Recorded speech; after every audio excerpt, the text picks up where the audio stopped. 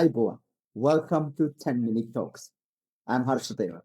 Today, I'm truly honored to welcome Elizabeth Hume, the Executive Director of the Alliance for Peacebuilding. Liz is an international lawyer, mediator, and conflict expert with more than 25 years of experience working across some of the world's most complex conflict environments, including Bosnia, Kosovo, Afghanistan, Pakistan, Ethiopia, and Senegal.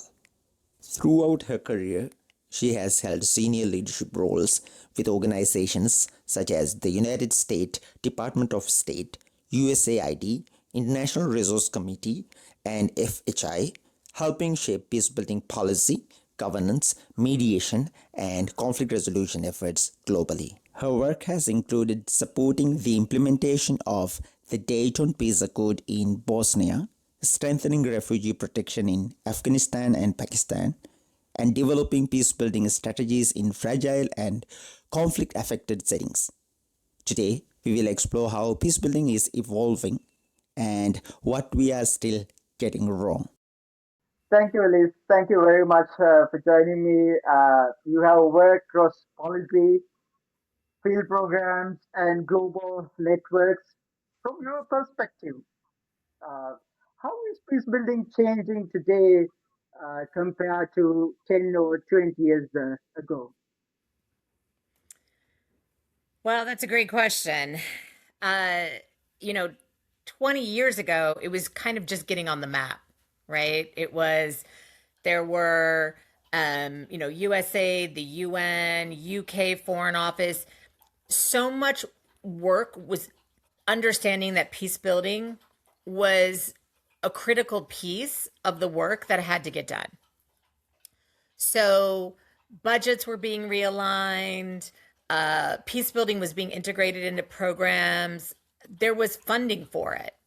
There was understanding that, you can't just reduce and prevent conflict, you have to also build peace. And so the field was growing significantly. And we were learning so much evidence wise. We were learning what was working, what wasn't working. Give you an example.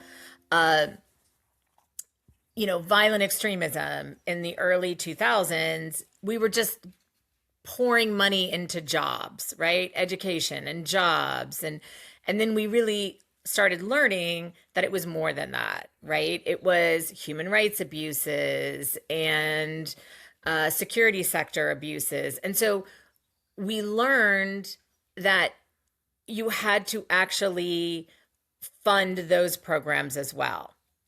So we learned a lot, and the field was really growing. At the same time, unfortunately, in about 2014, 2015, conflict started growing. So global violent conflict started increasing pretty rapidly. And about 2018, we hit record-breaking conflict globally, and it's just been increasing. And governments really started stepping up in terms of realizing that what they were doing wasn't working. And when I say governments, a lot of donors. And laws were being passed. I mean, you had the Women, Peace, and Security Act in the US, the Elie Wiesel Genocide Prevention Act, the Global Fragility Act got passed in the United States. And it was really about how do you center and prioritize peace building and conflict prevention in a country strategy. So things were really building, I have to say. There was still things that were missing, right? We still needed better evidence.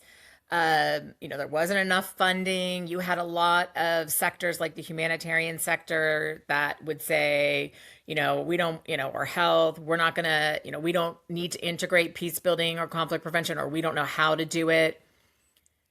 So there were still problems, but the field was really growing. And then in the last year, the Trump administration has cut massive programming on peace building development, but they're not the only donor. The Germans, the UK, so much funding and a pullback on these programs has happened. And so the field has been really significantly hurt. But we think with what's happened right now in terms of these cuts on development assistance across the board, that we have the opportunity to say, you know what, we have to meet the moment. And we actually have to fix a lot that was broken in these systems and really make sure once and for all that we can center and prioritize conflict prevention and peace building. So that's kind of been I just gave you a tour of what's happened in the last 2 decades and where we are right now. Thank you, Liz. Thank you very much. There's a lot of talk now about locally led peace building. Mm-hmm. In your experience, what still needs to change for local communities to truly lead rather than just be included? Yeah, this is very central to our work because, you think about it, it just makes sense, right? If there was an issue in my community right now here, and all these people were coming in from the outside telling us how to fix it, yeah, I mean, there's some, advice that can be, or, hey, look, this is what we did somewhere else, and, these are some tools. That's different than coming in and saying, yeah, we're going to fix this problem. You need to do this. You need to do that. And we know. So things have really changed in that regard too. We realize that it's not really the smartest way to go about it, and that you have to work with communities. So when we talk about locally led, it's not just hand everything over. It is, we're going to work in partnership, but we have to work in true partnership where we are listening, understanding the problems, and working together. And that leadership really happens at the local level. And it's not just civil society. It's partnering with governments, but truly partnering with them. And I think that's for us what locally led means. But to have it happen, so much is, and this is the non-sexy part of development, is procurement reform. Because governments are very risk averse. They want internationals to be in charge of the money. They want things to be very strict, right? So, you say you're going to do this is what you're going to do. And if it's not working, it's so hard to change it that people just keep doing it, right? So in order for locally led to happen, real locally led to happen, you need to seriously partner, listen, and also be okay with risk taking. The money or the funding has to go out in a way that's adaptive, so you can change it if something isn't working. You have to have some risk that, maybe it won't work perfectly. So, but a lot of these laws, these procurement rules, we call them, have to change because the systems were so archaic and so burdensome and so slow. So if we really are going to meet the moment of record-breaking, increasing global violent conflict, we have to be a bit more humble, and we also have to work in partnership, and we also have to be able to move funding so that it is adaptive, flexible, and quicker. And finally, Liz, what do you think we are still getting wrong in peace building today? And looking ahead, what gives you hope and what concerns you most about where we are heading? Oh my gosh, that's a lot of questions. Uh,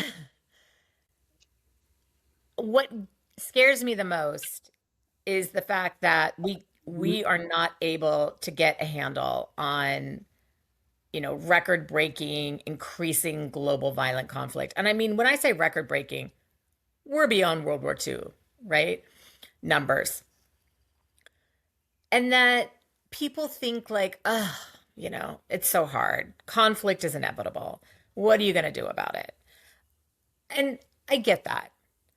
But conflict is inevitable. You put two people in a room, there's going to be conflict. Violent conflict is not. And we have to get at the prevention piece of it. We have to start tackling some of these, this rising crazy numbers.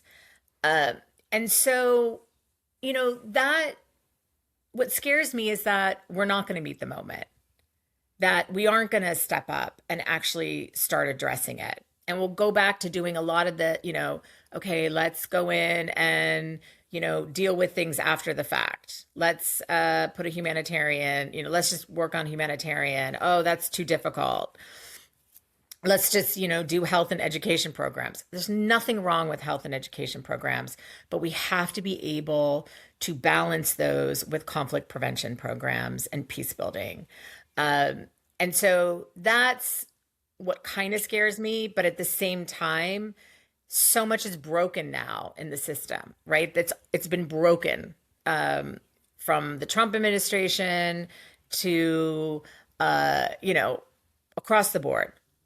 So, but there are a lot of things that this administration is saying that make sense. So let's fix it. Let's fix it right. And so, and this in the United States is a bipartisan issue. Both Democrats, Republicans, and everybody in between thinks that this is the right thing to do. So let's do it. And so that gives me the most hope that there is this incredible opportunity to get it right now. And that's really what I'm hopeful for. At the same time, it's just one of these things that we can do this, but you got to have the political will. And so that's what we're really working for here in the United States and in Europe and globally.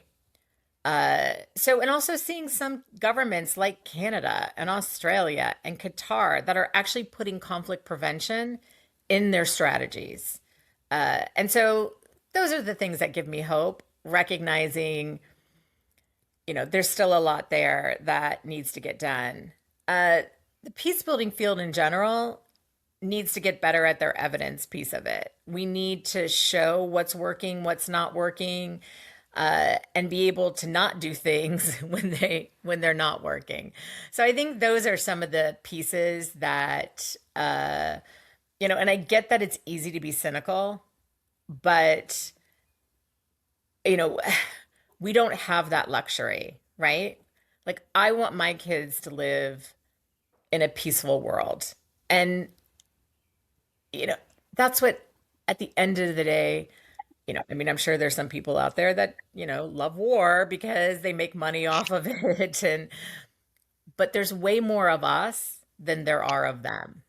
So let's use that agency and that collective power to make the case for why we need more peace building and conflict prevention in this world.